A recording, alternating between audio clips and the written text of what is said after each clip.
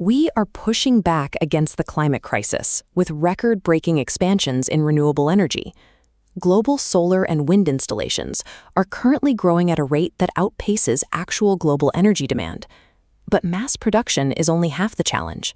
Scaling up our power generation means addressing the inherent chemical and physical limits of our giant wind turbines and solar arrays. Take a look at the early solar panel in this image. Conventional silicon solar technology is rigid, heavy, and bulky. After decades of optimization, its energy conversion efficiency is also hitting a hard physical plateau. Wind turbines face a completely different hardware bottleneck. Their blades are bound by thermoset resins, chemical bonds forming a permanent, cross-linked polymer network. This makes them incredibly durable against severe weather, but they violently resist breaking apart under high heat. Instead of melting, they burn, making traditional blades nearly impossible to recycle. If we continue to deploy hardware that caps out on efficiency and cannot be melted down, the green transition risks slowing under the weight of its own physical waste. Material science offers an exit route. Perovskite solar cells utilize a unique crystal structure that absorbs a massive spectrum of light. Unlike silicon wafers, which require extreme heat to forge, perovskites can be manufactured rapidly at low temperatures.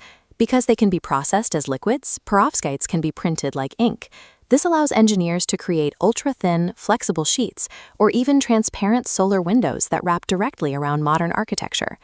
To address the wind turbine waste bottleneck, engineers are deploying mechanical recycling. Facilities are currently shredding thousands of pounds of fiberglass blades into dense, durable chips, which replace steel rebar in concrete. The next generation of turbines attacks the resin problem directly with bio-derived materials like pecan resin. A decommissioned blade can be chemically dissolved back into liquid, separated cleanly from its internal fibers, and immediately remolded into a brand new turbine blade. By rethinking the fundamental material science of solar cells and turbine blades, we can begin to convert these specific hardware components into a closed-loop system. Once the hardware is built, we hit the second bottleneck, the weather. Solar and wind are naturally intermittent. When the sky goes dark and the air goes still, the grid requires a constant anchor to keep power flowing. We can find that anchor deep underground. As you can see from the immense thermal power escaping this volcano, the Earth is a relentless heat engine. Geothermal energy taps into the constant heat radiating from magma and the slow decay of radioactive particles in the planet's core.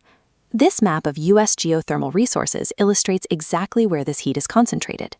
By drilling into these red zones, we access hydrothermal features, pulling steam to the surface to spin turbines 24 hours a day, completely independent of the weather.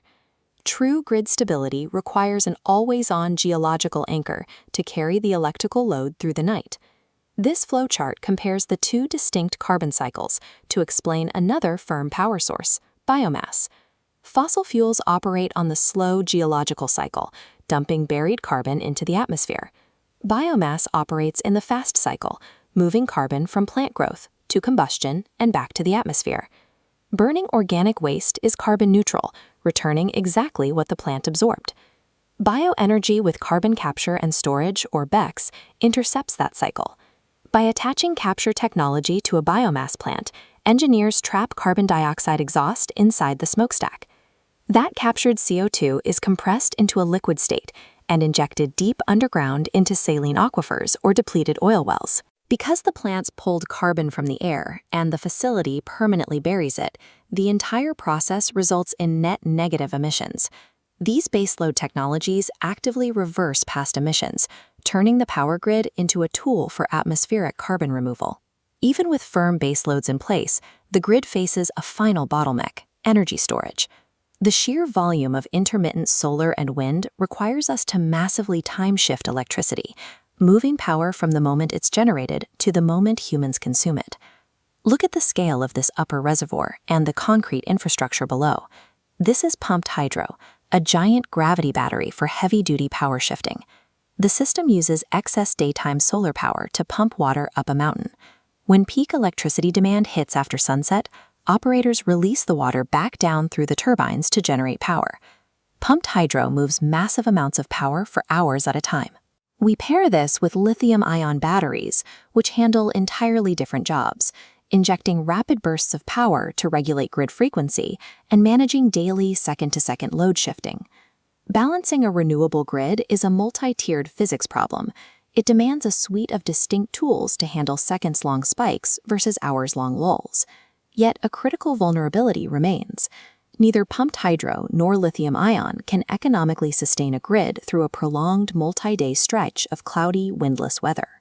Iron-air batteries are engineered specifically to fill this massive gap, providing up to 100 hours of continuous multi-day energy storage. The chemistry relies on a familiar process, rusting.